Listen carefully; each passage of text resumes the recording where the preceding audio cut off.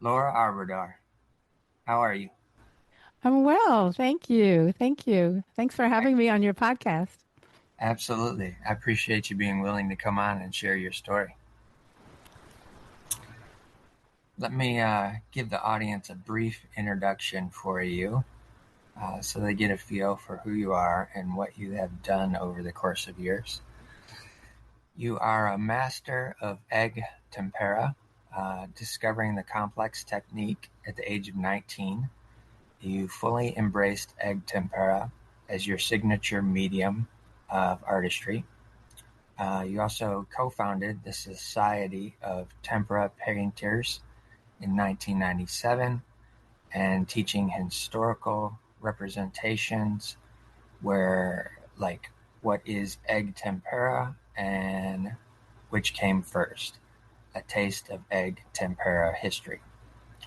You are a nurse and an artist with a unique perspective, meaning that you have balanced a parallel career as a registered nurse and you've channeled artistic themes of surgery, death, illness, and intimacy into deeply emotional series like Ways of Dying, a chronicle of the AIDS epidemic, including your award-winning painting, Don't Go, My Friend, The Death of John Walsh, MD, your award-winning exhibitor, first place winner in the 1997 Art and Healing exhibit at Art West Gallery in Wyoming, and earlier in 1992, and a Triptych Arts Expo in San Francisco.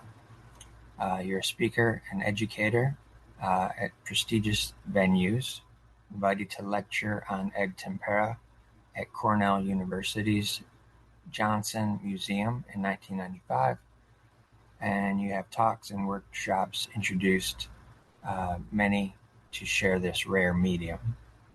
You're also an author, and your book, Art and Love, was just selected as editor's pick at Book Life Reviews by Publishers Weekly. That is quite an extensive career.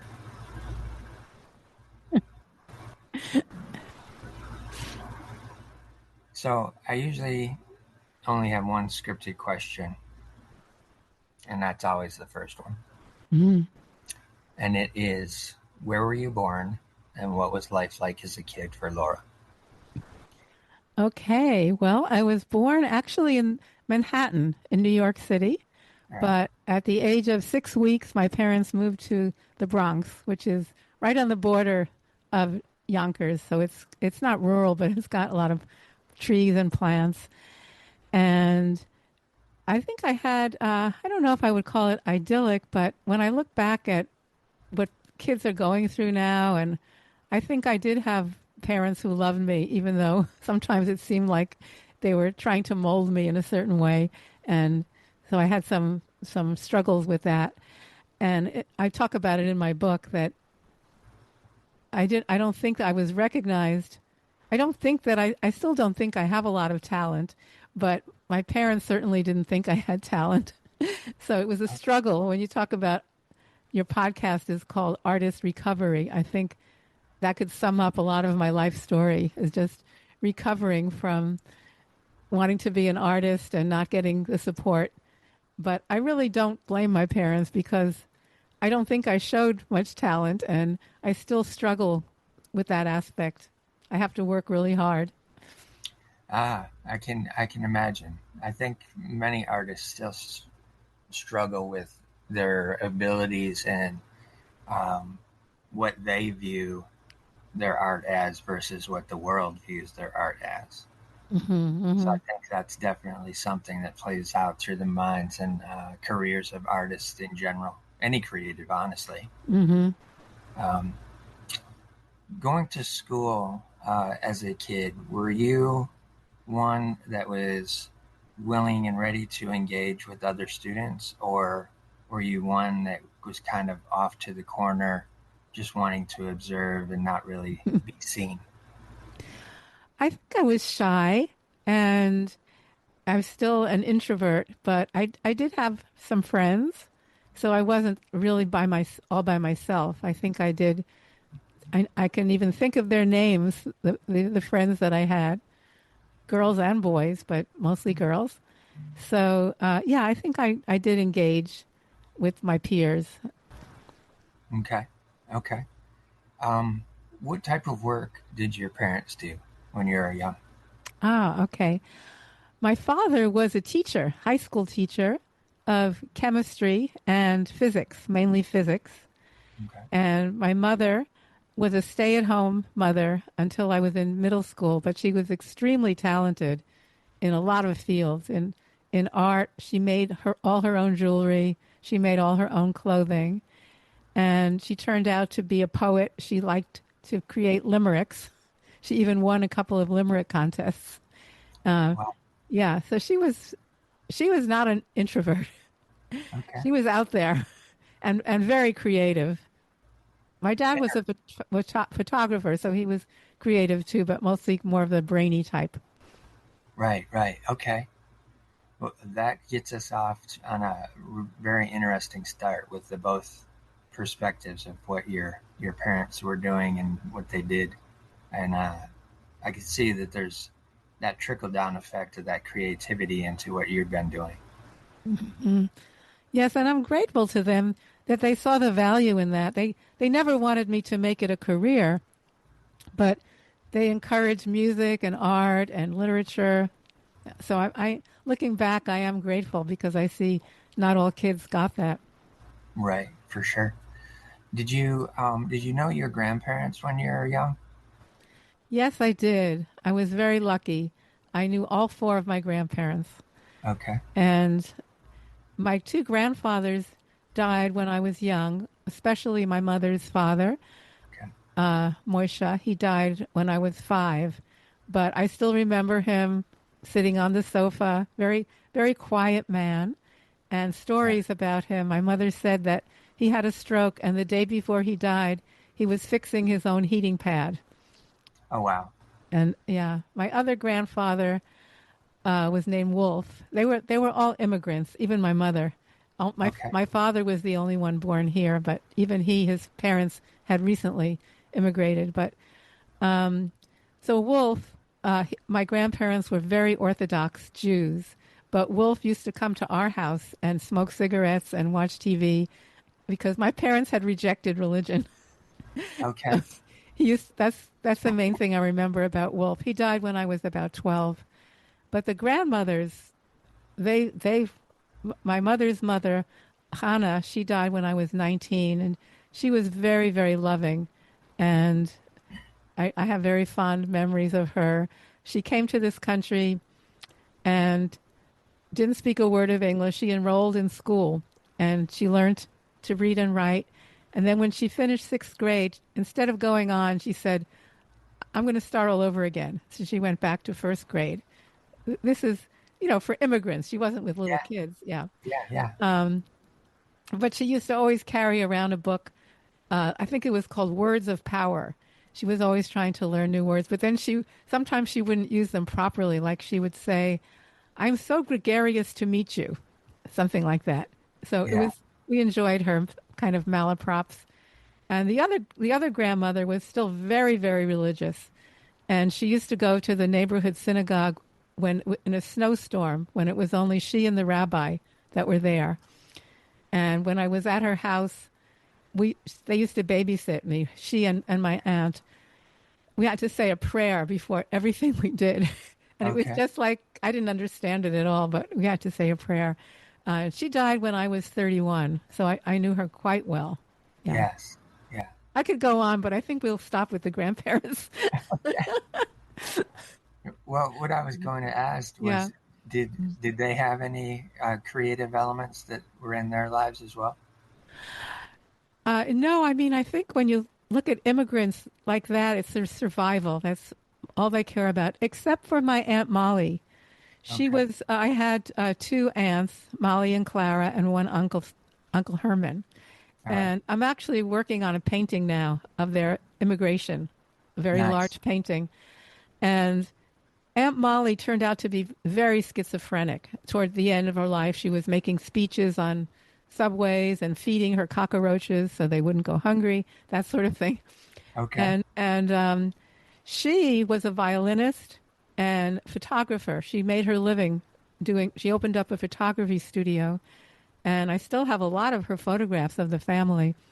But she used to say, the thing I remember, her line that I remember is, um, she would try to get us to have personality when she took a photograph.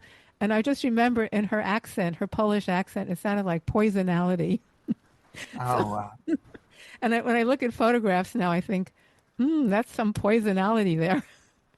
But Right. but she was very, very dear. But it's very sad how Yeah, schizophrenic she was without any treatment, of course, in those days. sure, Yeah, sure. Yeah, I can imagine. yeah. Um, that's difficult to be the observer from that perspective in a family Yes, when yeah. that takes place. Now, my Aunt Clara, also an immigrant, she was a seamstress and she got a job in the fur industry. And when she used to watch television, she would see, I think it was Elizabeth Taylor with her mink coat. Yeah. And my Aunt Clara would say, I sewed the lining on that coat. Oh, wow. That was her claim to fame. Very cool. Yeah. So that's life of an immigrant, what you get. Well, there's an element there that is you have to be creative to learn to survive in a new Yes. surrounding. Yes. Yeah. Yeah. But it was fascinating though that she went into the fashion industry as a seamstress. I've always been enthralled with fashion over the hmm years, um, and I know, early on in the 20s, 30s, and 40s, New York City was a fashion hub. You're having Oh, yes. Yeah. fabrics and different things Yeah. come in from other countries. So I imagine that was a very opportune time for her to be a seamstress. And Yeah, and actually, the furrier industry. My grandfather Moisha, who I talked about, who yeah, fixed his own heating pad, he came to the country 6 years. That was the rule then. You came to the country 6 years before your family, and then the family came. And he was an iron worker, and he had a terrible accident, and so he couldn't work anymore. And oh wow, he became an inventor for the furrier trade. He had really? a tiny little workshop, and he invented a knife. His last name was Stock, Moishe Stock, and the little knife was selling very well. But somebody stole his idea, and when he died, my grandmother sued them because they stole the idea of the stock knife, and she got Okay, a tiny little settlement. But she felt good that so he was also part of the furrier trade. I don't wow, know exactly how the stock knife worked, but I do right, have an inventor in my ancestors. for sure. That's amazing as well. hmm Um, and yeah, being able to get that little settlement, that mm I would imagine validated his uh, gift and craftsmanship that was taken away, which I understand that's part of being creative as well. Mm-hmm. Many times, somebody who has a fantastic idea gets snatched up by somebody else and it's turned into hmm multi-million dollar businesses. So Yeah. I definitely understand that. With being in elementary school, did you find yourself um, being creative at all during that period of time, like wanting to draw or paint or any of those things? Actually, not. I think that's where my story is a little different from a lot of people who Okay. felt that way from the start. I didn't really have a lot of strong interests. What I remember is I was interested in nature in the sense that we lived across from a park, and I used to bring home insects and and Nice. and dirt, stuff like that.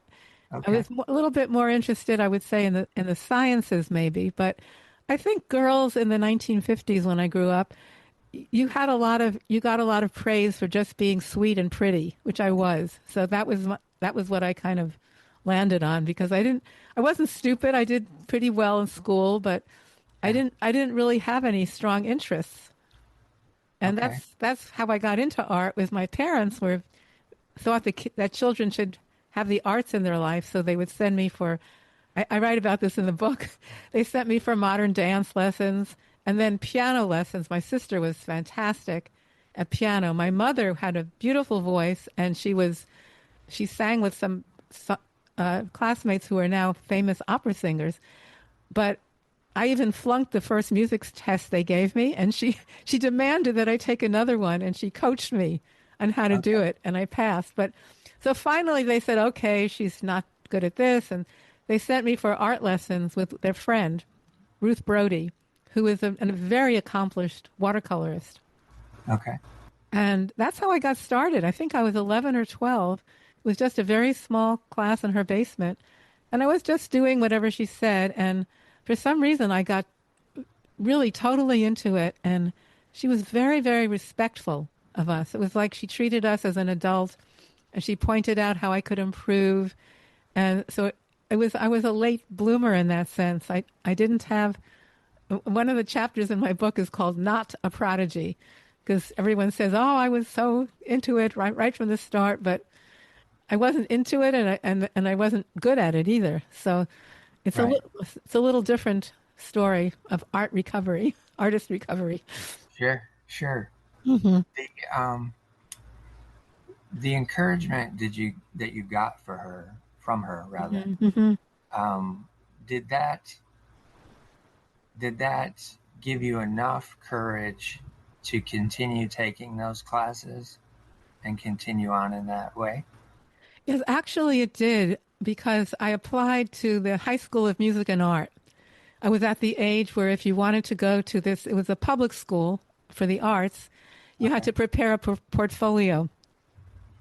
So I did prepare a portfolio, and and I got into the school. And then once I was in the High School of Music and Art, we had a lot of art. We Okay. did a lot of art. But one of the stories in my book is that, well, I think I was a junior or a senior. One of my paintings won an honorable mention in the they had a semi-annual art show twice a year. And I remember my father, he was kind of bewildered, like, why would this ugly painting win an award? He didn't come out and say that, but that was sort of the vibe. And Okay. I didn't really like the painting either, so I never questioned him, like, why don't you support me? Because I just figured he was right. It was an aberration. But looking back on it, I have the painting in the book, and people have said, actually, I really like that painting. It looks like it was painted by an older person, and so I feel kind of sad, like it was a missed opportunity for some Sure. recognition. Yeah, I can understand that. What was your mother's reaction I, to that? I, I don't remember. I don't have Okay. any. Yeah, good question, though. You're very Good. probing, Rich. Yeah. Well, that's the beauty of the interview. Um, Mm. it's very interesting that your father's reaction was the one that stuck, uh, Hmm. versus maybe what your mother experienced at that time in regards to that. Um, was the school that you were going to for arts and music, was that kind of a separate school than traditional high school? Well, in New York City, they still have this. Okay. You can go to your neighborhood high school, or you can apply to specialized school. Like they have a science school, Okay. that sort of thing. So that's how it works. And they take a certain number of kids into these specialized schools. Of course, you still have the science and math. You have all of the basic classes Okay. as well. Gotcha. Okay. Hmm. So at that point, you're starting to realize that I like doing this. This is giving some kind of joy to my heart and my spirit. At that point, how is that progressing, going into junior and senior year for you? Is it something that you're starting to excel at, or is it something where you're just kind of on an even keel pace, getting passing grades? Yeah, I did not stand out except for that one award that I won. I don't think I stood out. When I look back at the art that I made there, it was mediocre, I would say. But Okay. I just wanted to keep doing it. I don't think I thought of it as a great passion, but I just liked doing it and I kept doing it through high Yeah. school. Okay. And how how was the kinship with friends uh, within that setting for you? Was there a lot of individuals that you gravitated towards that may have had what you seem to feel was better art than what you were creating? Not really. I was very shy because in New York City, I don't know if they still have this, but there's a program where you can skip 1 year of junior high school. You can complete it even in 3 years or 2 years. And many of us did the 2 year Okay. program because middle school has a kind of bad reputation. Like people don't Yeah. like.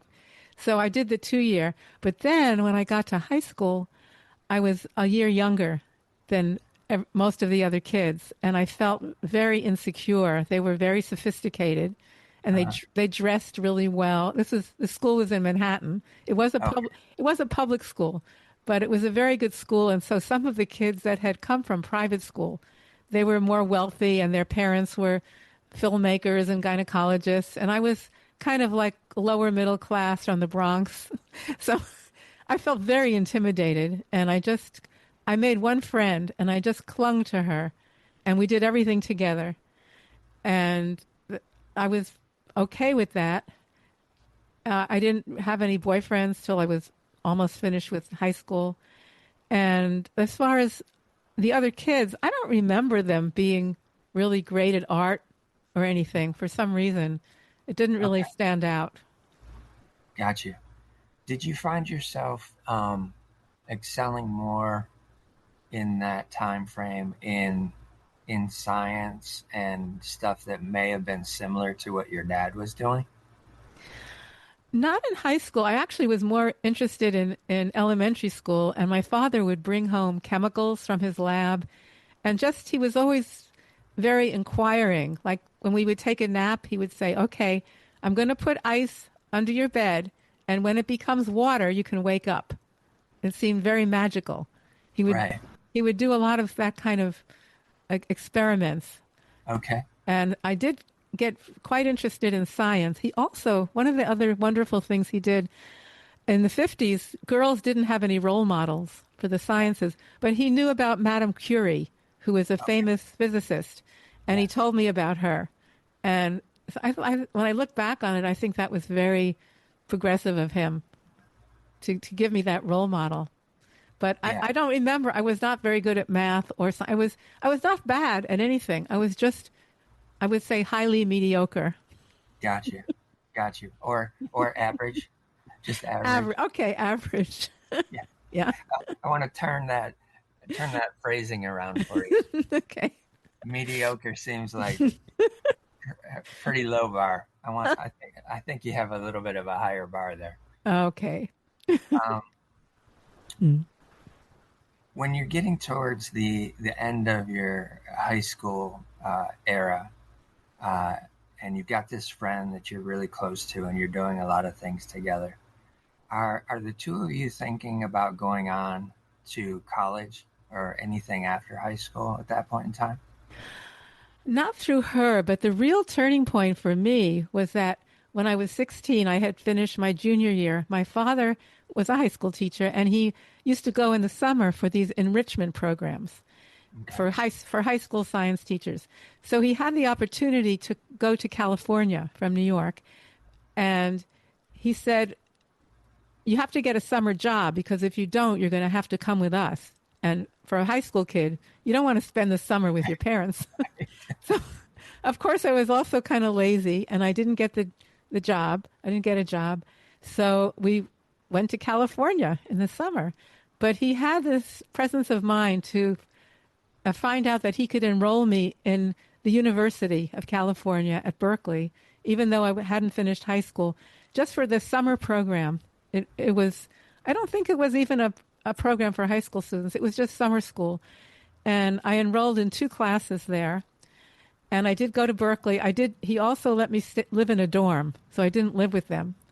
Okay. And coming from New York in the 50s, it was actually by then it was the 60s. It was very gray, a lot of brick buildings. And to come to Berkeley, California was just so beautiful. All the plants and everybody seemed friendly. And I just fell in love with it. This is it. And I loved my classes. I don't even remember what they were. I think there was sculpture and something else, but I loved the classes. And it was just assumed that I was going to go to college in the group that I was in. So Okay. I said to them, I'm coming back here for college or I'm not going to college at all. Now, I don't know if they would have accepted that, but somehow they agreed to it. And I applied to the University of California at Berkeley, and I got in. Now, nowadays, it's very hard to get in, very extremely hard. Yeah. In those days, I don't know if it was easier, but also I was an out-of-state student, and you had to pay tuition much higher than the in-state. So they may have had the entry requirements a little lower. Right. Get some extra money that way. I remember I was not a straight A student. I was a pretty good student, but for some reason I was only 17 when I left home because I had skipped the grade. Okay. So they let me come to California by myself when I was 17. And it was 1967. We had no idea about the counterculture, the hippies. None Right. of that was happening earlier. I don't think Yeah. they would have let me go if they knew that. Sure. Sure. But that's when things really started cooking in my life, arriving in Berkeley in the 60s. Was it, Mm-hmm. you had already saw basically what the landscape looked like, and you Yeah. were Mm-hmm. intrigued by that as well. Being that introvert and going off to college that far away from home, did that um, play into how you may have interacted once you first got there? I think so. I opted to live in a co-op, which is like a dorm, but it's less expensive, and you have to do some work, and Yeah. that seemed like a cooler thing to do. I remember both of my roommates were from Los Angeles, and their parents were divorced. And in the Bronx in New York, nobody was divorced, even if you had a horrible marriage. It was Okay. just not done. So that Yeah. was the first thing I noticed. It's like everybody's parents were divorced, and I met a man at the co-op. He was a graduate student, but I think he used to come to the co-op for parties looking for women. And Okay. I met him like in the first few weeks. So I immediately had a boyfriend. And then I had my two roommates. So I didn't have like a huge circle of friends, but I had my boyfriend in the book, I called him the ghost. And he was very pale. Okay. And so I referred to him as the ghost. And he kind of introduced me to a lot of interesting things that were going on at the time. Okay. For example, on the weekends he would say, "Let's go hear some music in San Francisco," and I Hmm. thought, okay, I wasn't that into music particularly, but so we used to go to this place called the Fillmore. I thought it was just Yes. like I really didn't think anything of it, and there was Jimi Hendrix Yep. mashing his guitar and Janis Joplin and light shows, and I knew this was completely incredible. But I still didn't know it was part of the counterculture. So I went Right. into it totally blind. But he introduced me to that and other things I could tell you about, like LSD and all that. Okay. Got you. With the courses that you enrolled in, Hmm. were you specifically wanting to do art courses at that point in time? Yes, I was already wanting to do art. Gotcha. And at that time, they called it the hard edge. It was abstraction.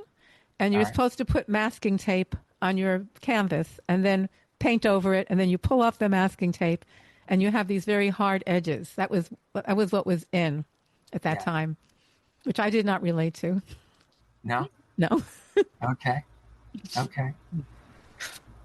how were your instructors at that point? Were they as encouraging as um, the one that you had early on?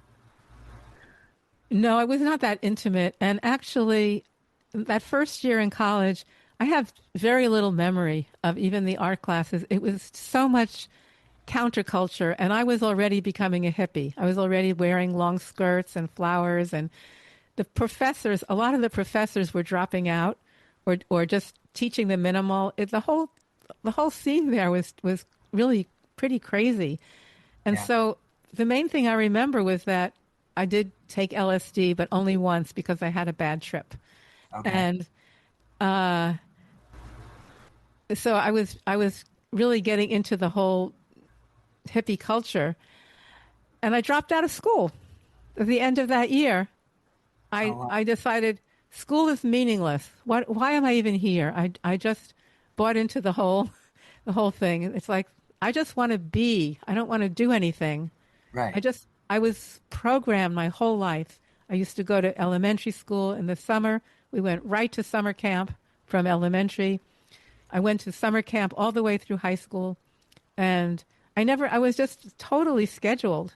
So I just felt like I just want to be. I don't want to do anything. I don't even want to do art. So Okay. I I I had gone home for the summer, and then when I got back, that's when I realized I didn't want to be there. And I called up my parents and I said, I'm dropping out of college. And they totally freaked out. Were at that point were they helping you in terms of with tuition, or did you have a job? And No, they were totally helping me with okay. tuition. I got monthly checks. But when I dropped out of school, it all went away Yeah.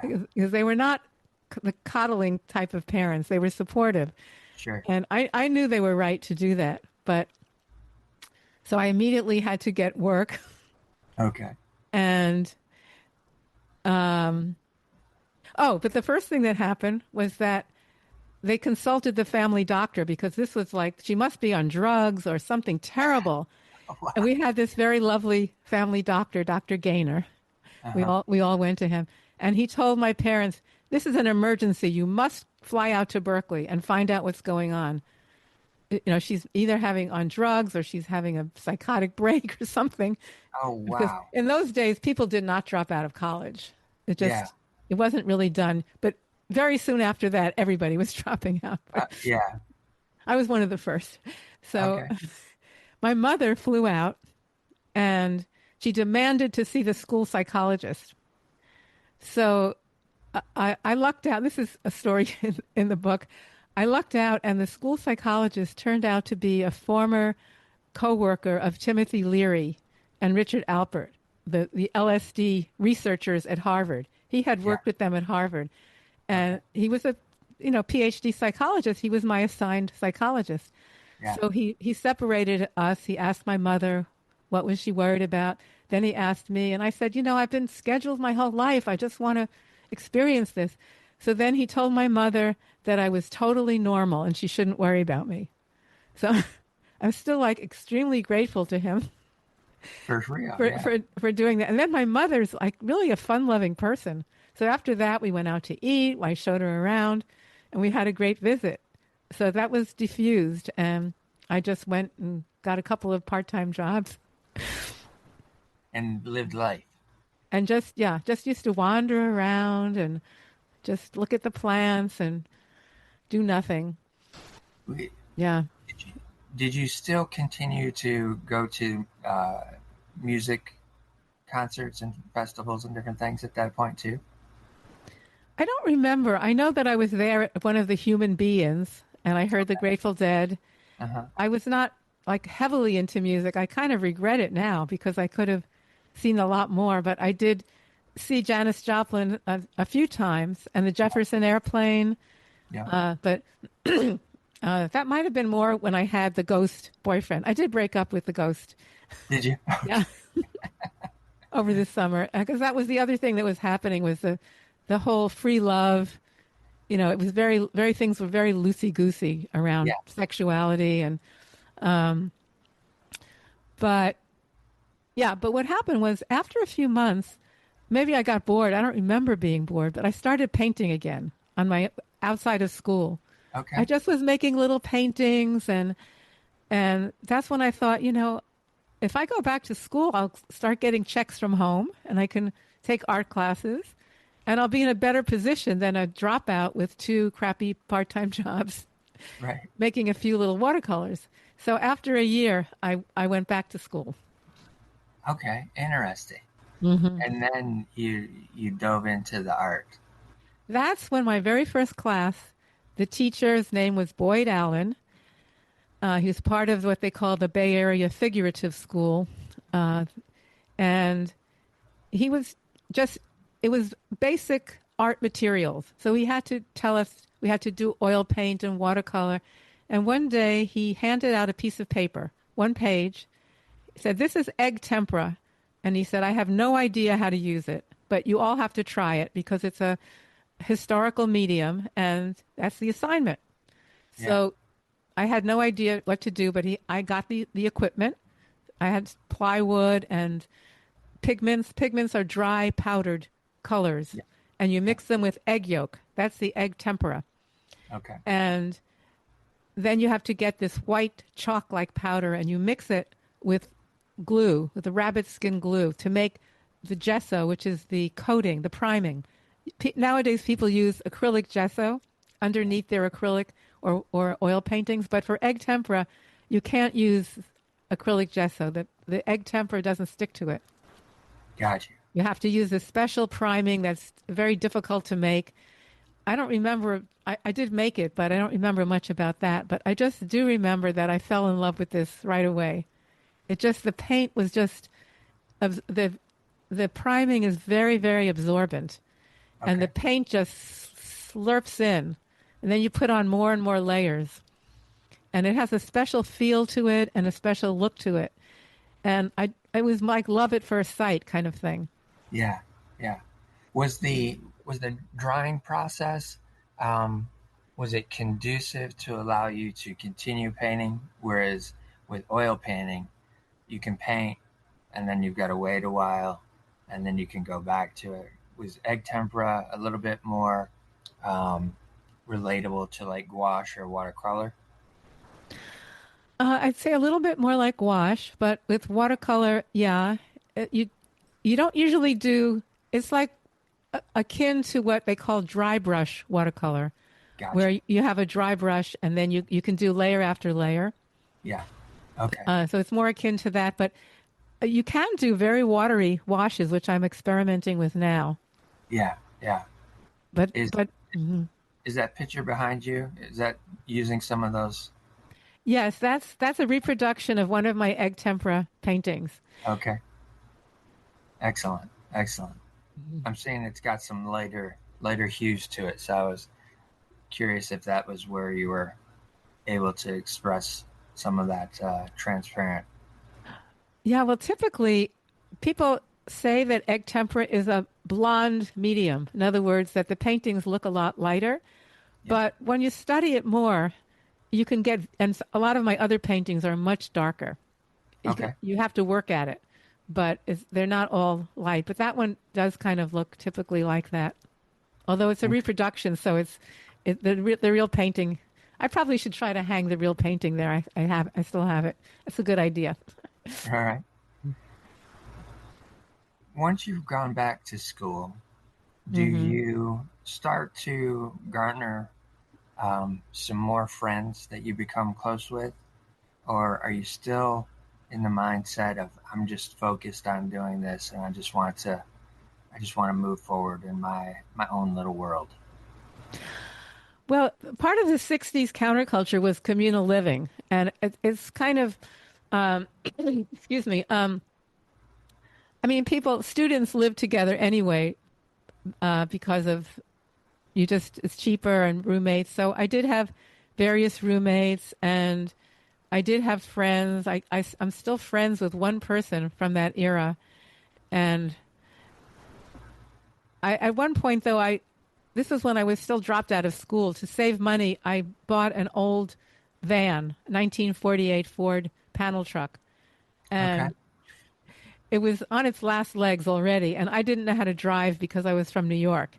So my friends would drive it around when I had to change the parking spot. But Yeah. I created a little cute little house in there, and I lived in that for a while until we drove up to Oregon, and it blew a rod, and I had to leave it there. Oh, wow. Yeah, but I did have various friends. But I remember one woman when we visited a commune on that trip. She referred to me as a wounded bird. She saw Mm, that I was insecure and shy, so I know that I was not still not outgoing. And it took me actually many years before I learned how to make friends.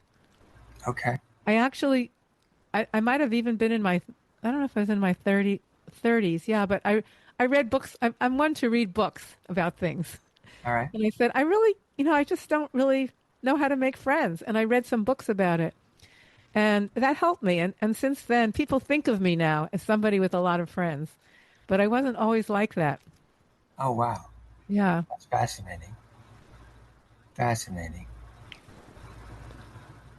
As you're going along in college and the culture of the community starting to shift and pivot as you're getting closer to the 70s, is that something that is drawing you towards it, or are you kind of just doing your own thing and moving along with it, or did you have any aversions to that counterculture that was going on at that point in time?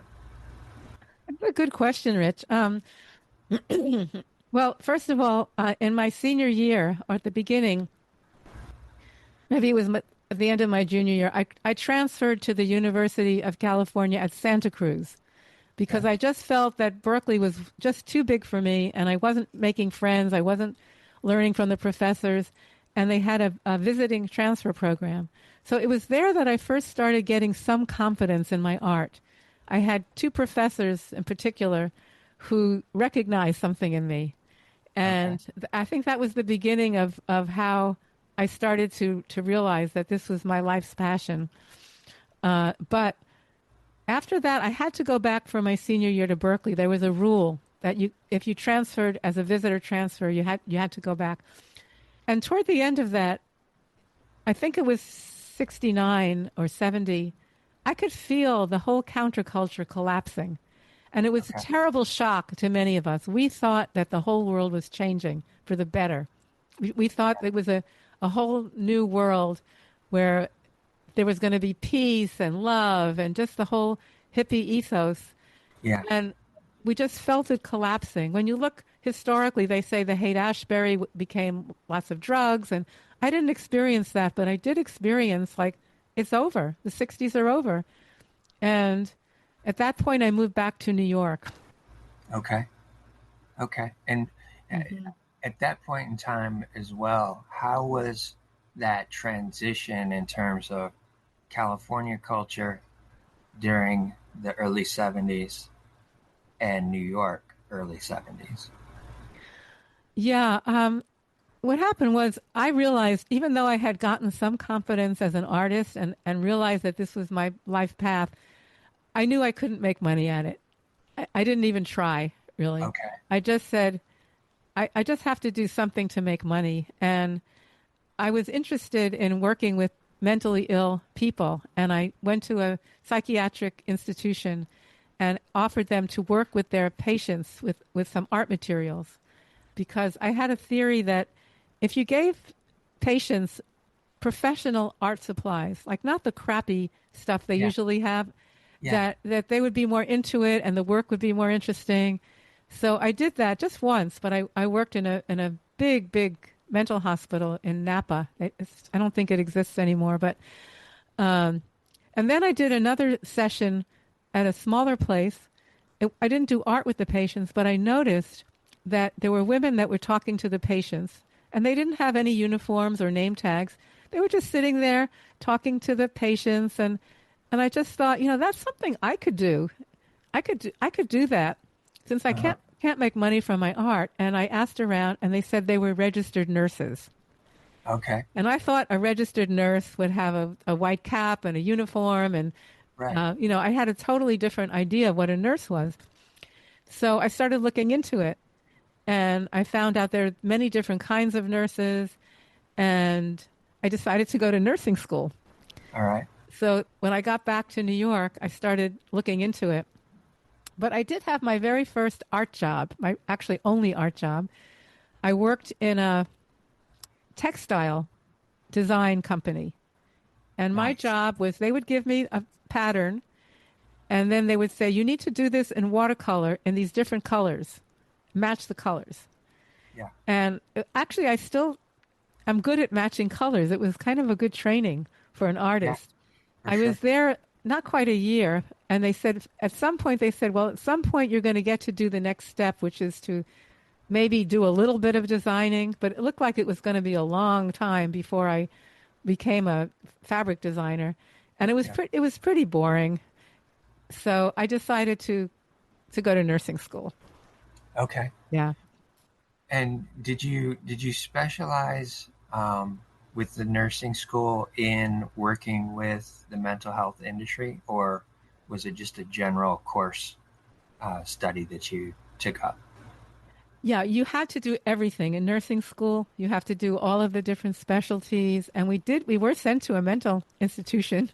We had to live there for I think 3 weeks. It Oh, was wow. called Montrose. It was in upstate New York. But I don't remember. Those were the years that I really did absolutely no art because nursing school turned out to be what I imagined medical school to be. I thought nursing school would be kind of cute, like we would learn how to put on fancy bandages and Right. hand instruments to the doctor. I had Yeah. no idea. It was really, really intense. And it was luckily I became very fascinated by it and very involved with the patients and so for those couple of years, it was a accelerated program for college graduates because I All already right. had a college degree. It was very, very intense. And then after that, I moved to Maine. That's a whole other part. But even when I was in Maine, I started getting some art ideas. But it wasn't until I moved back to California that I got very much back into art. Okay. Yeah. It, what was your parents' thought at that point in time of you finishing art school out in California and then get back to New York, and now you've completely shifted into a whole nother field? Yeah, well, they were both high school art teachers. High school teachers. My mother ended up going back to school and becoming a business teacher in high school. So Okay. when they heard in those days, nursing was associated with changing bedpans, and Gotcha. they thought it was. They were pretty upset about it that I would be going into nursing school. Okay. They wanted me to go to teaching, but the big thing that they loved about teaching was that you get your summers off. They Right. never really said much else about teaching. And I thought, why do I want a career where I just, that's the whole reason. So I I I liked the aspect, the sort of proletariat aspect of emptying bedpans, whatever it was. It was just I liked that. Yeah. So and I did a fair amount of stuff that was not pleasant to the average person. In the For sure. book, I tell the story about my second week in nursing school. I was sitting around the cafeteria. This is a back ward nursing home with the very most disabled people, very poor people. And we're sitting around having lunch and we're discussing diarrhea. And I'm thinking, wow, we're really nurses now that we can eat our lunch and talk about diarrhea. Holy cow. So it was very much like that. But they really came around. Like my father, years later, he used to quote, I think it was a Gallup study that said that nurses were the most respected profession for many years running. They were voted as the most respected profession, and he used to tell that to me, like sort of saying I was wrong, you know. Yeah. Yeah. Yeah. That's what I was about to say, was that Uh-huh. he saw the shift in you with that career choice that he may have not have given you when you were younger, that encouragement Hmm. from what you were doing. So Hmm. I can imagine that was uh, a little bit of a warm feeling that you Yes, had when you totally. just, yeah. Totally. Yes. Um, Once you get to the end period of that schooling to be a nurse, are you starting to look at where you might settle in, whether it's a specialized hospital or a larger hospital, or did you kind of get pushed in a direction like that?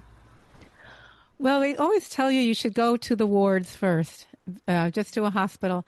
And at that point, I was very interested in moving to the country, living in the country. This painting was sort of inspired when this period when I did. I went to a conference that was encouraging health workers to move to very rural areas where there was a shortage of medical workers. Yeah. And they showed slides of rural Maine, and it was so beautiful. And I thought, wow, that's what I want to do. I'm going to go to this program and work in rural Maine. And at the conference, I fell in love with another person who was he was a physician assistant, also recently graduated, and we ended up moving to Maine together, Oh, wow. Okay. which is still the hippie, um, the Thought whole process. hippie thing of Yeah. just just fall in love and move in together, shack up, Right. Yeah. leftover from that. Um, so we did move to Maine, and I did get a job in a regular hospital. I worked in the ER and then on the floors, and I really did not like either one. I mean, the floors, at that point, they had me going around with a medication cart, and I would like go to someone's room, they'd be crying, and I would like want to talk to them and comfort them. And if when I did that, I would get way behind, and all my medications were late, and I knew it was just the wrong thing.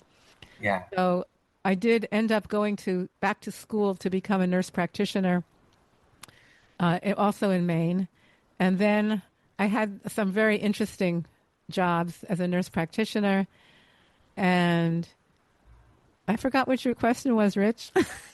It was in regards to whether or not they were putting you in to like a traditional Oh, hospital or yeah, it was a specialized hospital. But yeah. the way you were explaining it was answering it. Yeah, and the wonderful Okay. thing, like, so my first nurse practitioner job was at a college health infirmary, and I wasn't much older than the college kids, Yeah. and most of the doctors and nurses were retired. This was like a second job for them, Okay. and the kids really didn't relate to them. So I had just a wonderful experience. I was teaching classes in birth control, and I redesigned the whole waiting room so it would be for health education. Okay. And all my creativity came out Yeah. in that job. So it was it. At that point, I saw nursing can be a lot of things, and Right. I never went back to the hospital Nice. to work in a hospital. Yeah. Nice. The other thing that I'm finding fascinating too is um, when we talked about elementary school and middle school and stuff, it wasn't uh, the the aspects of study wasn't really something that was high up on your high up on your consideration, and Mm-hmm. you're choosing a field to go into the work that you where you really have to study and know the information that's within those textbooks. Um, and it's very fascinating for me to see that transition of feeling pretty mediocre in elementary, middle school, high school, and yet you go off, do art, get a degree in art, and then you shift into the medical field as a nurse, which is highly intellectual in terms of having to know a lot of information in Mm-hmm. order to Mm-hmm. do the job. It's very fascinating to me. Well, for one thing, I was very interested in science in elementary school, maybe because of my father. So I saw that as a Yeah, continuation, the nursing. And also, nursing is not medicine. And it's very heart and hands, heart and hands. gotcha. Yes. And so and there's an art of nursing. It's not quite that, but there was a lot of especially since it was an accelerated program. We had statistics and organic chemistry, and it was sort of left brain. But then we had a wonderful mentor, Miss Plummer. I Okay. talk about her in the book, and she was saying that the basis of nursing is love, and you should hug and kiss your patients, which nowadays is not really accepted Right. Yeah. for good reason. But Sure. she said we should sing. Singing is good for the lungs. Anyway, she really opened us up to The care the elements. care. Yes, very much so. Yeah, Yeah. which Nice. which I still use to this day. I'm still working as a nurse part time. Oh, really? Yes, and Okay. I call it the love bomb. When the patients are having problems, sometimes they're very upset about various things, Yeah. and they try to involve you. They complain. They all and I just, instead of buying into their complaints, I just give them the love bomb, and Right. it works. Yeah, I can imagine. I Hmm. can imagine that it's not. Uh, and again, I will speak for the audience from my perspective of dealing with my own mental health and different things like that, being um, in hospitals and stuff. You don't get those types of care uh, and extra love, so to speak, uh, Hmm. from those facility workers. It's kind of like they're just going through the motions, trying to get through the day, Yeah. make sure you get your medicine, make sure you're going where you need to when it's time to eat, different things like that. And I think that's part of what has been um, a downfall of the medical industry is Hmm. that thought of care has Hmm. shifted out, and not many have that anymore. Um, which seems almost completely contrary to the Hippocratic Oath um, that is taken. Hmm. But in this day and age, it's how much money can the facility produce versus how many people are we actually taking care of. So I commend you for that. Uh, Well, they put the squeeze on the health workers, and I see it where I work. We're like case managers, and as I'm spending time with these people, I have other people who are waiting for me to call them. And it's a terrible thing. yeah, I feel, and I err on the side of spending the time with them, but then I still feel bad that, there's someone I didn't get to. And so they put that squeeze on healthcare workers where you can't, either it's a difficult thing. But one thing I did in nursing school that's in my book, when we first got to this very back wards rehab center, there were two people there, two patients, both in wheelchairs, and one of them was from her family was from Greece. She was born here, but I just felt bad that she was eating all this bland hospital food. okay, So I decided that we had to get her out of there and take her to a Greek restaurant. So I had a friend that I made in nursing school, and she decided to do it with me. And we got permission to hire these vans, and we took these two very disabled people to a Greek restaurant, yeah, and that was quite a coup. They ended up leaving the hospital. They ended up being able to leave the hospital and live independently with caregivers, both of them through the years. So amazing. it was an amazing thing. Yeah. Yeah, wow. How long did you stay in Maine doing I that was work before you I, decided to move? I was there for 3 years, and actually I had another job as a home health nurse where I would Okay. visit elderly Mainers in their home, Yeah. and it was fascinating. I mean, I could tell you stories about that, but um, so I was there for 3 years, and finally it just got to me the weather. Actually, the winters were beautiful. They were just like crystals, and Right. of Yeah. course the autumn is famous for the Yeah. colors. I loved that. The summers, amazing. We had wild blueberries, and but people don't realize, especially I was about halfway up in Maine. They call it down east. The Maine Okay. juts off to the east. I was pretty. about halfway up there. And starting in about March, when the winter snows are over, you have this mud season where it's overcast and cold. And it goes on March, April, May. Finally, in June, it gets a little bit warmer. And you go out, and there are these black flies. They're like tiny mosquitoes, and they attack you. Oh, wow. And you just can't go outside. You have to wear totally long sleeves. So not until July can you actually go out. So you have this long mud season, and I was just kind of lonely, and I just decided to leave. So that was 3 years. Yeah. I was there for 3 winters. Okay. And at that point, do you go back to New York, or do you think you're going to go west again? I went west again. I was chasing a guy that, in writing the book, I talked to him about what happened when I got to California, and because he was with another woman, and I said, Okay. I know our relationship was ambiguous, but I was very, very heartbroken. And he said, "Oh no, I thought it was very clear we had broken up." So, but I did decide to go back to California. Not really. In my mind, I was saying I wasn't going to chase him. I wanted to just revisit California. And also, I was feeling like I wanted to explore living in a commune. And so on my way back out west, I visited some very famous and some unfamous communes and got the bug of wanting to live communally. Right. Yeah.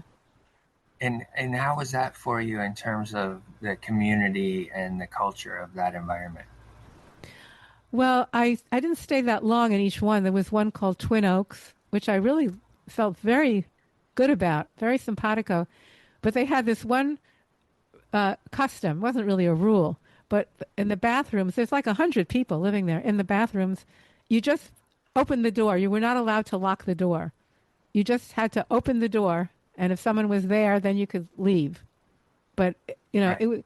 I thought, what's the point of that? I mean, why can't you just go to the bathroom and lock the door?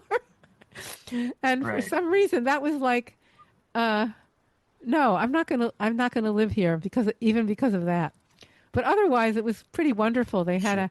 a hammock shop, and you had to work 40 hours a week. But included in that were meal preparation, childcare, and gardening. You could do anything, but it had to be 40 hours, and you kept track of it. They kept track of it. But otherwise, it was Okay. it was very nice. It was a beautiful place in Virginia. I stayed there a week, and then All right. I went on to another place called the Farm in Tennessee.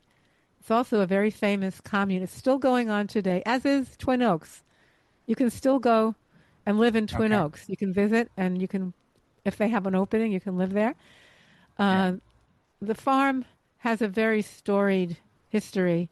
Cut me off if I'm going on too long with these stories. No, No? absolutely. You're fine. That's what we want Okay. to do. Okay. Um, there was a guy called Stephen Gaskin, and he used to give Monday night classes in San Francisco. It's kind of spiritual, counterculture, new agey.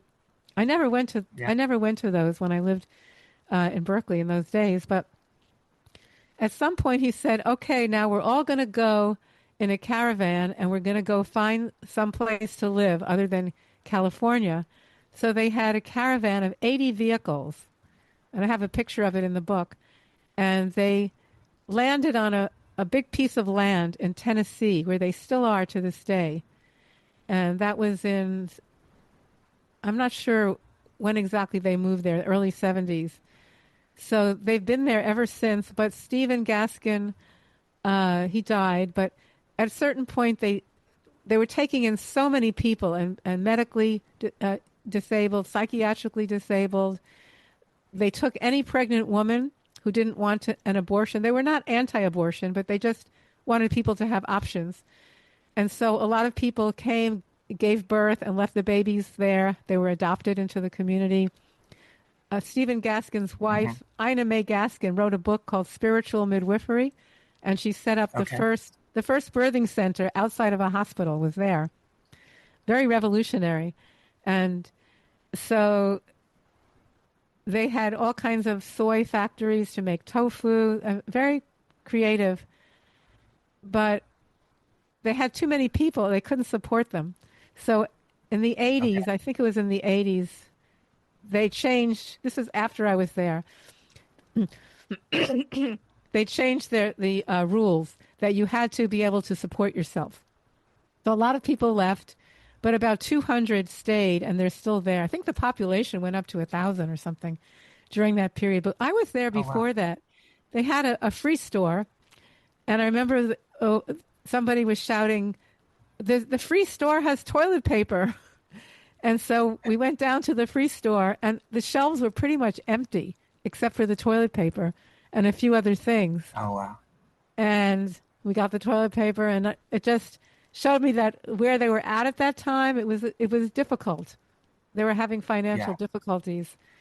So I wasn't inspired to live there, but it was very interesting to spend a few days there. Sure. And once you get back out to Yeah, hmm, California, yeah. Hmm. do you decide to go to one of the local hospitals that you are already familiar with, or are you going to a different area in California at that point in time? Well, aside from looking for a commune to live in, I was also looking for a clinic that would be an alternative clinic that would have Okay. either free clinic or sliding scale and would have some alternative medicine as well as regular Western medicine. And I didn't find any clinics there on my travels, but I did see one when I did go up to Oregon, and they had a van. On the outside of the van, it said, "We deliver." It was the van that the midwives used to do the home birth. So it was like a delivery truck, but Okay. it said, "We deliver," meaning we deliver babies. And Yeah. when I got to San Francisco, I wanted to work in a free clinic. So I went to the Haight Ashbury Free Clinic, and I volunteered there. And then after a while, they gave me a job, very low paying job, but I didn't have to go back to a hospital. I take that back. I did some private duty nursing in hospitals, but I had the same experience. It just didn't feel right. But when I got to the free clinic, I Yeah. felt that really felt good to me. Right. Right.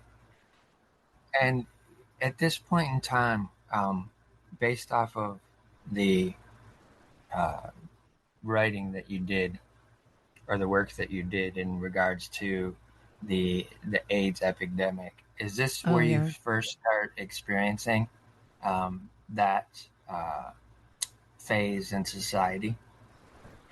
Yes. Well, for one thing, the 60s were over, but in the Haight Ashbury, there were all kinds of young people that were coming to the Haight to try to Yeah. experience some of what had been lost. They were hoping to find it.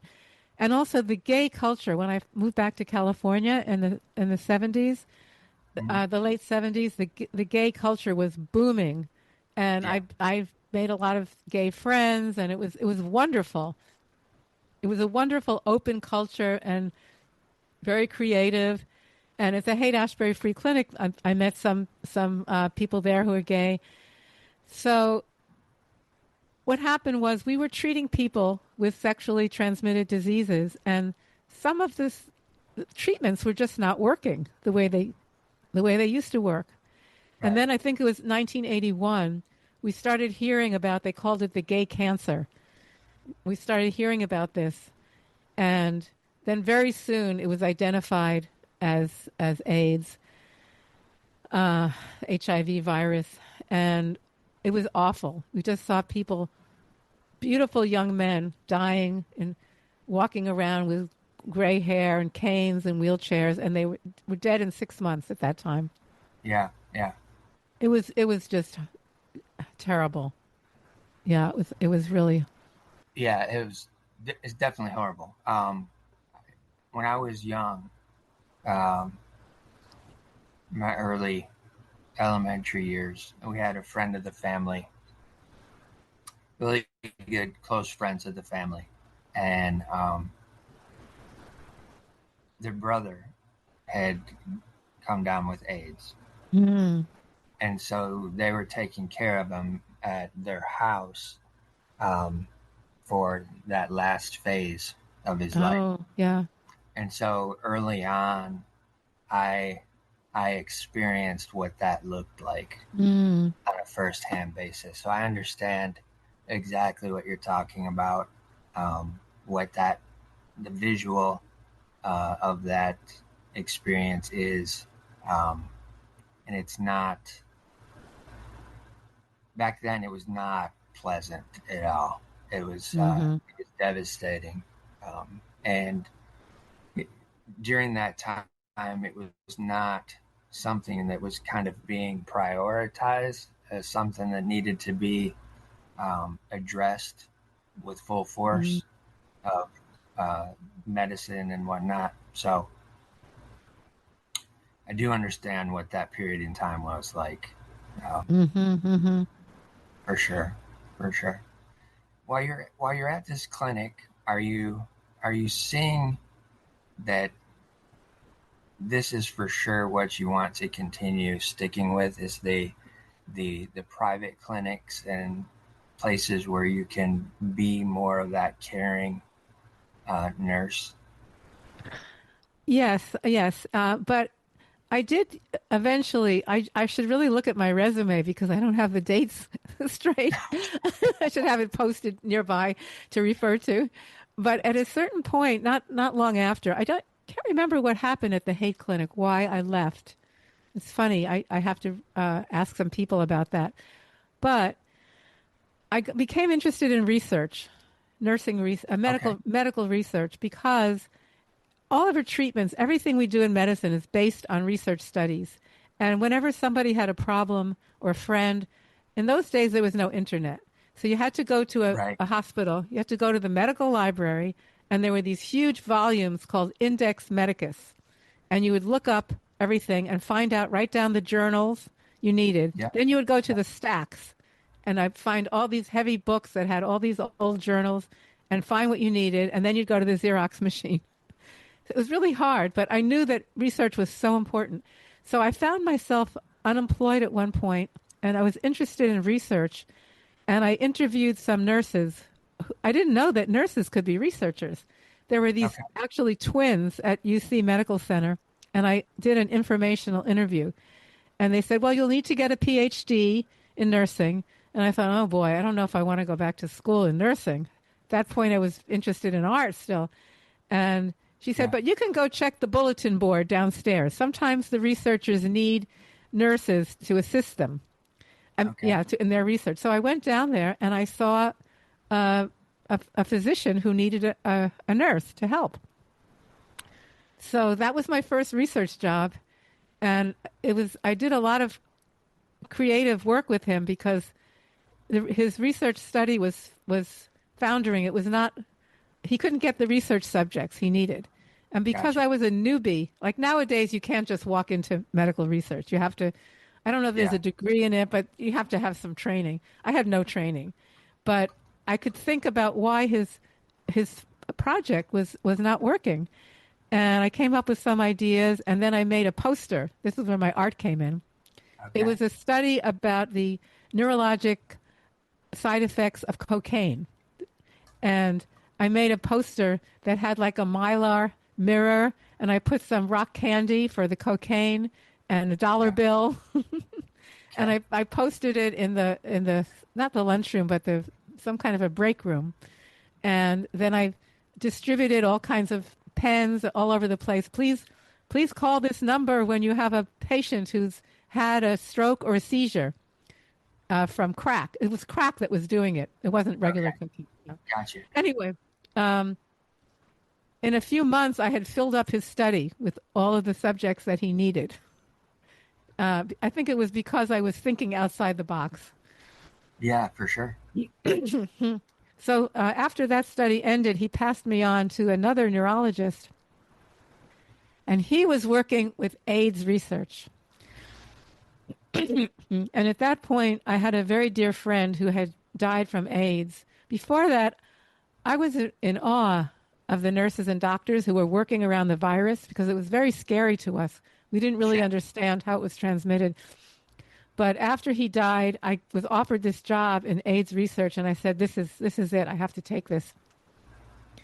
And I did have to do a lot of blood specimens, so I had to be very careful, which I was. I never had a problem. But I had 20 men enrolled in the study, and by the end of the 2 years, only one was alive. They all Oh, died. wow. And so that's how I got the idea for the painting series called Ways of Dying, a chronicle of the AIDS epidemic. There were four paintings. One of them was um, one of those patients. Another one was a close friend. Another one was my boss in another AIDS, because I did another AIDS study after that. And what was the fourth one? Peter, Paul. I think I had four paintings. I have to write that down. But anyway, yeah. Oh yeah, was Jack was the person that I worked at the Haight Ashbury Free Clinic. Yeah, Jack, Okay. Peter. Yeah. Um, so I had those four paintings, and that turned things around for me a lot, because that's where the art and the medicine really came together. And I Okay. started to realize that I wasn't just doing nursing to make a living, but it was Yes, actually supplying me with a lot of subject matter. And for sure. so it made everything come together.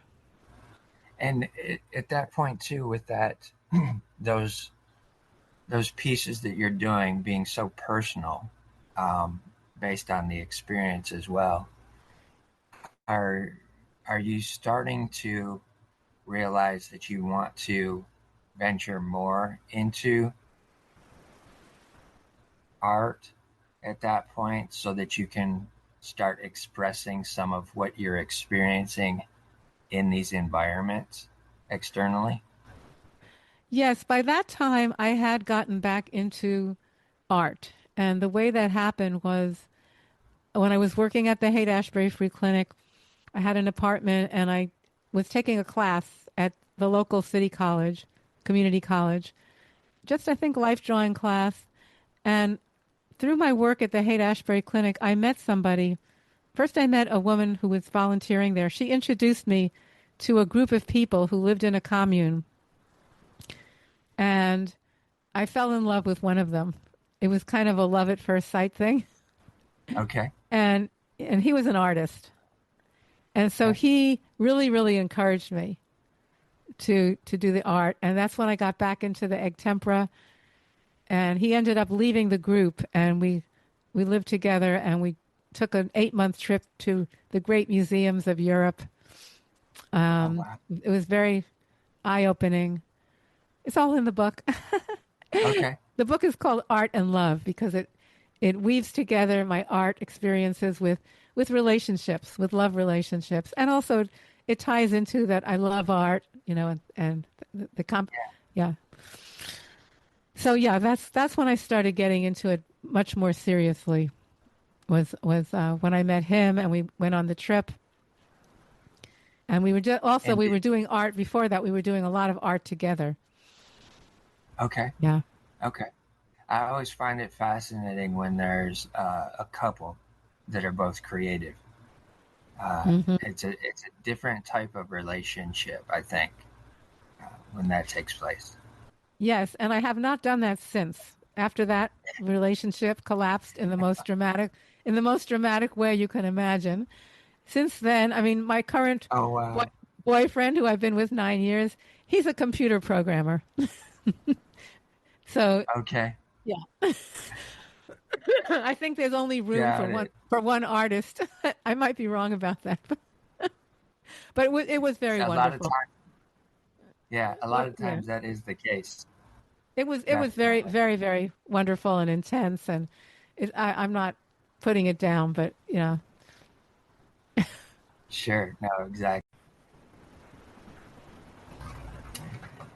So at this point in your career of getting back into the art and doing these very personal pieces, are you thinking that you want to spend a bit more time uh, in focusing on that, or are you still kind of balancing between the two worlds with the nursing as well?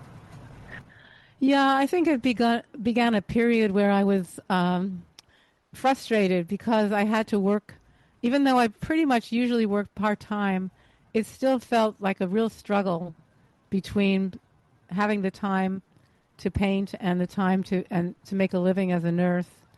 But at that point, when I got back from the trip, I moved into that same communal house that this boyfriend had originally lived in, which was a little weird at the time when he lived there. I felt it was kind of like a cult, a little bit. They had one guy that was like much older, and he was kind of inspiring the other people. But I didn't think much of it. But when we got back from the trip, he moved back into that commune, and he wanted me to live there with him. So that began a whole situation where I felt I couldn't really do my art there because there were so many communal projects. They never told you Okay. that you couldn't do your art, but there just wasn't any time for it. And I was still working as a nurse, but I didn't really have to because the commune would support you. But I felt that I wanted to keep working.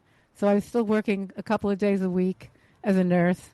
And then I couldn't really, I tried to do my art there, but it just didn't work out. So then I left. This is a whole period in which I was associated with this commune, and I was still very much in love with this man. But I ended up leaving after a year, and then I went back in. It was kind of a crazy period, and I did very little art. I made maybe a couple of paintings, but I was very frustrated by that. And then I had another crisis where I became pregnant and I got kicked out of the group. It's a long story, but and at that point I realized I had a friend who was doing research. She was a psychologist and she was doing research about cults. And she said, "Laura, this is a cult." And I'm like, "You're crazy. This is not a cult." But she kind of planted the seed to make me realize. And so I actually became pregnant and homeless and abandoned by the father of the baby at this Oh, wow. period. It was like a real low point. Although I don't like to think of it as a low point because I really wanted to be a mother. Yeah. And so that was a struggle. I lived in different places and I finally found a basement. And oh yeah, and at that point, excuse me, another person who was in that commune, he left to protest that I had been kicked out of the group. This wonderful man from Spain, Felipe, and he took care of me while I was pregnant. Oh, wow. And he was there when my son was born. I Okay. actually gave my son Felipe for his middle name. Nice. Yeah, so it's a mixed up story of something terrible but something wonderful, and it has a very happy ending because I have a wonderful son now, Yeah. and but it was a very tough period. I can imagine. I can Yeah. imagine. Especially being alone, um, knowing that you're not going to have the support of the father there as well, and that you're going to have to take on that whole role of both parenting components. But very, very wonderful that you were able to come across somebody who is interested in being kind. Yes, yes. But then I ended up leaving him. I had a very crazy love life. That's why the book's called Art and Love. Okay, gotcha. So, um, part of my pattern was when somebody was very loving toward me, I would leave them. And if they were not, I would tend to go toward them. It's a typical, I don't know if it's mostly female, but we have a tendency toward that. So, but I found a a co-op. It was like a commune that was oriented toward children and parents, Okay. and they invited me to live there. And that was a real turning point in many ways because, for one thing, they supported me. They helped me with my son. and it was very, very inexpensive to live there. And there was a man there named George, and he was an artist. And he understood that I was an artist, and he cleared a space in the basement for me to paint. And while my son was in playgroup, I would make paintings, and I got really into egg tempera again, and Okay. that was a real turning point. Right. Right. And I didn't have to work then because there was a program for single mothers called AFDC. It's like a welfare program for Gotcha. single mothers. And they gave you, like, I still remember, it was $350 a month. And this co-op cost $300 a month for everything, rent, food, Right. utilities. You know, we were just sharing everything. Yeah. So I was able to paint and also care for him. That was a real turning point. Nice. Very good. Very good. At any point after that, did you decide, okay, I'm going to shift from the communal living and go back into nursing and focus more on that? Or are you doing it simultaneously? Well, what happened was another boyfriend Okay. uh, who moved into this commune, which I lived in for 3 years, and he didn't get along with the people. It was not a good thing. He was there for my last year there, and we decided to move out together, and we Okay. got our own apartment, like a nuclear family kind of. Um, so at that point, I was still trying to learn egg tempera, but I still felt like I didn't know what I was doing. There were no teachers. There was only one book that I was learning from, but it was complicated. And I saw an advertisement for Renaissance painting techniques. And egg Okay. tempera is not really a Renaissance; it's more pre-Renaissance. But I figured I'll talk to the professor and see. So I arranged to have an interview with him, and I brought some of my paintings, and I said, you know, this is where I'm at, and I've been studying egg tempera on my own, but I really need to learn more. He said, you know, actually, we don't really teach egg tempera in this class, and actually, you actually know egg tempera. You're pretty good at it. What you don't know is you don't know how basic drawing. Your basic drawing skills are not good. Oh, You need wow. you need to go see the master, whose name was David Hardy. He said, Okay. you need to go see him. And then he said, by the way, could you please come and teach egg tempera to my class in Renaissance painting techniques? Oh. So that was a real turnaround because I thought I could draw. I mean, I studied drawing, Yeah. but I was very dutiful and kind of desperate. So I went to see David Hardy, and he interviews you in his home. He's this darling older gentleman. Okay. And of course, you know, he's looking for customers for his school. So he said, oh, Yeah. yes, I think we can help you, you know. For sure. So I went, I think it was 2 or 3 nights a week for like 4 years. And the first 2 years, you only are allowed to draw with charcoal. He doesn't even let you paint. And he teaches oil painting, Okay. not tempera. But he was very loving, and his philosophy was that passion is a good substitute for talent. I mean, Yeah. he didn't tell me I didn't have any talent, but I don't think he would do that. But Yeah. I still felt that way. But but I developed such a huge passion for painting and art, and I did learn a tremendous amount about drawing and color from him. And my story that I tell in the book was that when I was in his home a couple of times, I fell in love with one of his paintings. It was just, he teaches, oh, I forgot to say, he teaches classical realism. It's a Okay. technique, and it's not photorealism. You don't use photos at all. He teaches you how to use your eye as a camera. Yes. And everyone had to wear a hat like what you're wearing to Uh-huh. dilate your pupil. Yeah. And it's this whole technique that, and the paintings come out looking more real than real. It's just amazing and Yes. very, very beautiful. So I fell in love with this one painting in his house, and I got the idea I wanted to buy it. Of course, I didn't have any money. So um, he said he noticed, he knew that I loved egg tempera. Is that my microphone making a noise? Or No, I've got a storm. that's going on Oh, you here. have a So, storm. How yeah, exciting. I love it. I love it. Where are you? in Metro Detroit. Oh, in Detroit. Oh, fabulous. Big Yeah. art scene there. Um, Yes. anyway, so he was an oil painter and he painted on regular canvas with a regular priming, but he loved the traditional gesso that egg tempera artists use. And he said, well, if you make panels for me, I'll do a trade. If you make a certain number of panels, then you can buy the painting. I did pay him some cash too. It took how many years?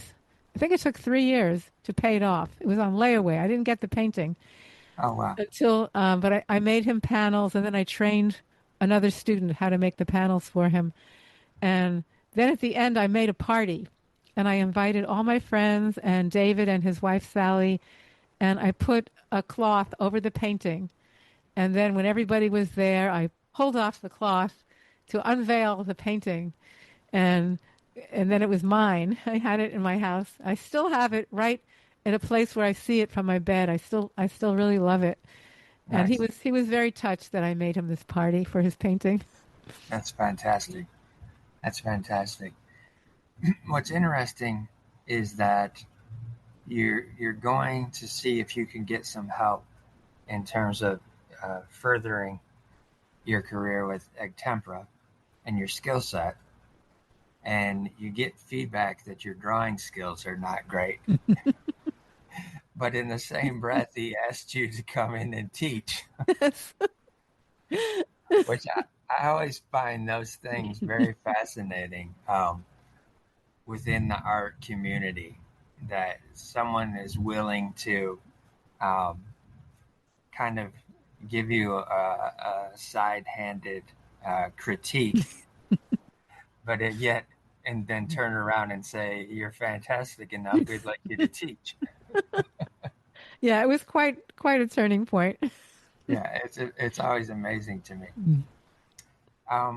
With finding this opportunity to be able to teach as well, how long did that last for you in doing so?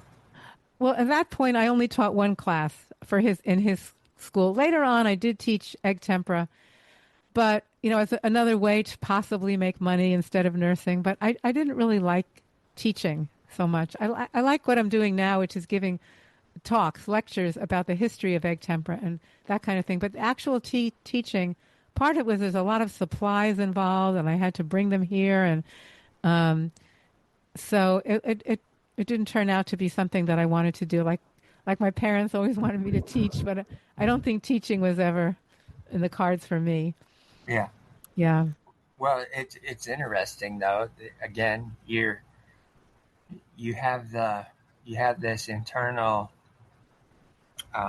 voice that's telling you that's not for you, but just right before you said that, you said you're talking about egg tempera and doing these speaking engagements. Yeah. Yeah. So in a sense, Yes. you are teaching. Oh yeah, I still love showing people. When I have my book launch in September, I'm going Yes. to have a demonstration and also hands-on where people can try it themselves. Oh, excellent, If you want to excellent. come to San Francisco, you can come to Okay, the but I'll also have a Zoom party. I'll invite gotcha. you. Yeah. Excellent. That'll be great. And we're also going to have the link to your book in the show notes and description and Oh, okay, everything as great. well. So, Thanks. absolutely.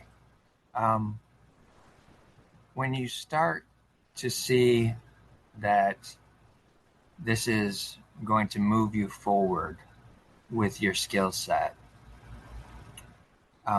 do you dive into it even more so? Or is it still that walking the line between nursing and doing the art? Yeah, it's still. Oh, you had asked me earlier how I got back into nursing. When I was on this welfare money, uh, eventually it was like I would like a little bit more money. Right. And luckily, nursing was starting to pay very well at that point. And I had Mm-hmm. my son. I wanted to be able to do things for him. Yeah. So I just decided that I was going to go off of the program and go back into nursing. Okay. So that's how I got back into nursing. And I had to support myself after that. up until now. Yes. Yeah. And was that road for you? Was it something that felt comfortable for you, or were there struggles, ups and downs, different things like that were coming into play, raising a child and nursing as well?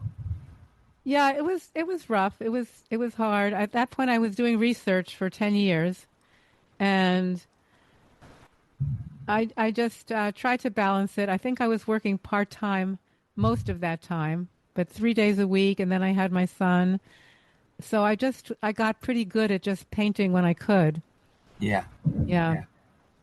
So it Okay. was slow. It was slow, but yeah. And then my son became an artist. I think he was born an artist. So we used to Nice. we used to paint together, and we still do sometimes. Fantastic. Yeah. Fantastic. How old is he at this point? Well, he just turned 40. The Okay. big 40. So it's hard to Okay. believe. Did he choose an art career with what he's doing? You know, we used to draw together. I think he had a lot of art genes for one thing, because his biological father Yeah. was a very good artist, and his grandmother and me. So I started him off very early with these giant crayons when he was not even a year old. I would put him on Yes. this big piece of paper, and he would go like that. Yeah. And then I would just hand him a pencil and paper. Sometimes I would start drawing a horse and say, "Okay, you finish it," that kind of thing. But when he was about 10, you know how people, obnoxious adults, say, "What do you want to be when you grow up?" Right. Yeah. He would just say, "I am an artist." Nice. He was one of those people that knew, unlike me, and he was oozing talent. He would do things when he was a little older that I had to learn in art school, like the concept of foreshadowing. When you draw Oh, somebody's hand, you'd have to yeah. know that it's bigger. He would Yeah. do that naturally, and to this day, I mean, he's a very well known and very beloved artist. He's doing a lot of murals now, and so he did go to college for art. He had some training, but he's just one of these people that have a lot of native talent, and Yeah.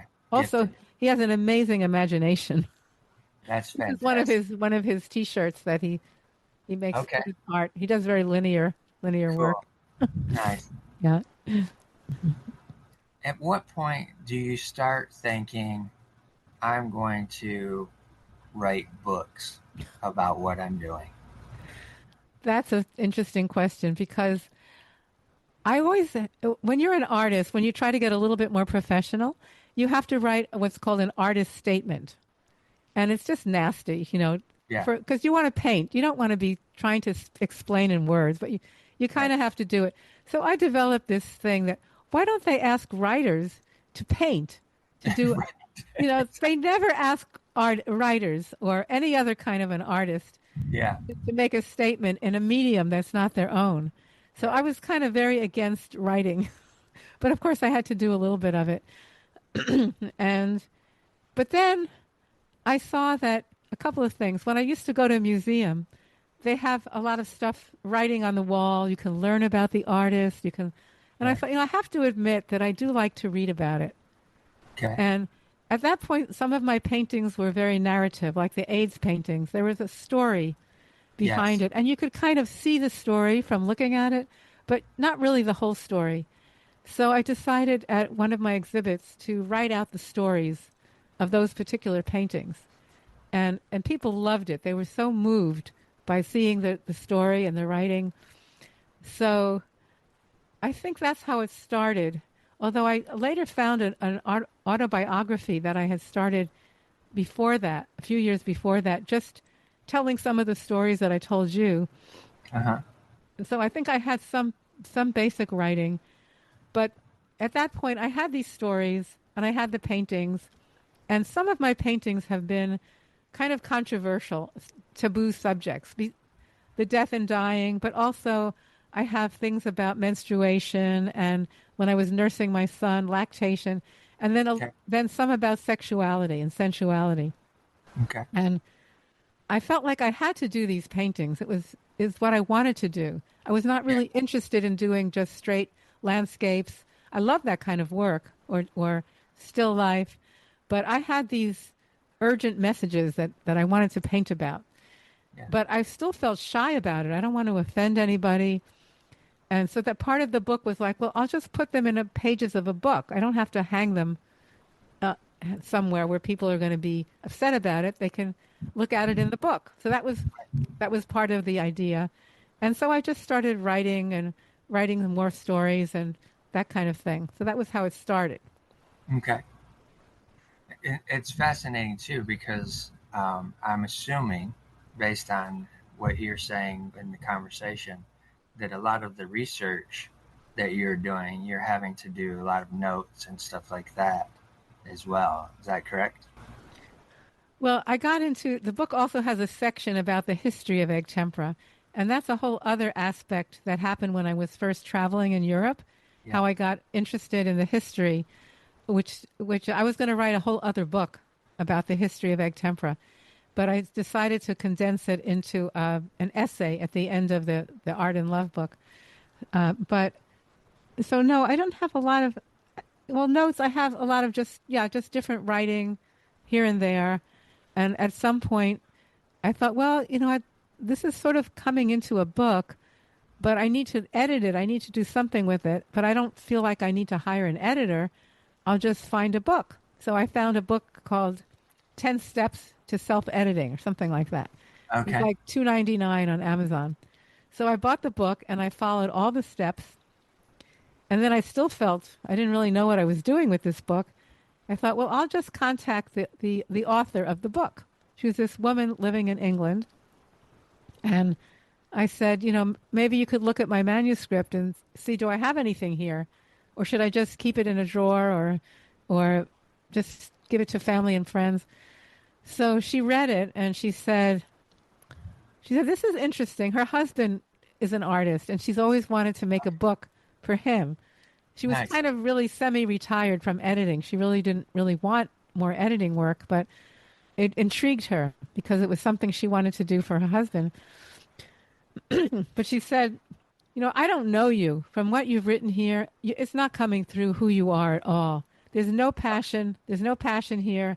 I don't know you. You need to write a lot more about what you're passionate about and all that. And I was kind of like taken aback. I didn't know. Sure. But I figured, okay, well, no one's going to see it. I'll just write. They call it the vomit draft. Just write anything that comes to your mind, like a journal. Yeah. So she said passion. She said, so I started writing about my love relationships and even about sex and eroticism and she seemed like a very straight-laced lady. I was a Uh, little bit shy to show it to her, but she read it and she said, this is perfect. This is just what the book needs. okay. Nice. It turned out that her children were very upset because she used to write erotic poetry. So she wasn't as straight-laced as I thought. Right. Exactly. Yeah. But Interesting. anyway, that was a real turning point. And then I just started working with her for like 2 years, Okay. back and forth and sending drafts. And she was like a writing coach because I don't like writing for one thing, and I'm not a good writer. I Right. needed a lot of help, but she understood what I needed. And so it took like, since I found those old autobiographies, 12 years. I've been at this for 12 years. Oh, wow. Yeah. So this has been a labor of love as well. Yes. Yeah. Definitely. Definitely. Mm. That's fantastic. One of the things that you said early on about when you were working in the mental health facilities, Hmm. you had brought in some creative aspects into that work environment. Mm. When you did that, did you notice any shift in what that did for those patients? Not really, because I only did it one time at there. The other time I was just looking at, watching the nurses interact. I did consider, though, when I was thinking about becoming a nurse, I did consider becoming an art therapist, and Okay. that would involve that. And I also was looking into medical illustration. All Those right. were the two competing fields, but I Yeah. thought I ended up with nursing because it seemed more versatile. Sure. But I ended up not really doing much art with patients at that Okay. one time. Yeah, it's a good question though. Yeah. The reason I bring that up is because one of the things that I try to encourage artists, if they feel that they're stuck in their Mm, careers with what they're doing, if they feel it's not providing them any type of um, energy any longer, it's not fulfilling their soul, that mm-hmm, type of thing.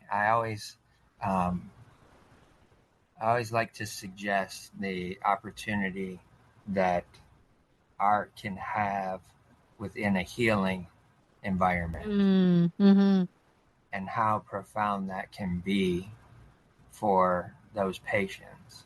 mm-hmm, So I always like to say if you're an artist, if you're feeling stuck, um, feeling like what you're doing is not fulfilling your heart and your spirit, maybe think about what you could do if it were to help others in a healing mm, environment, mm, interesting.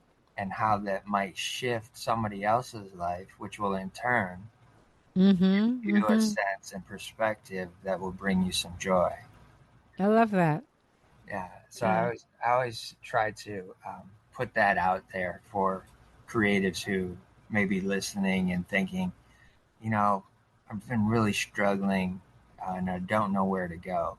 So it's fascinating that you have, uh, over the course of your career, been a nurse all along, as well as being an artist. So you've got that Mm-hmm. intersection of creativity and care that's taken place.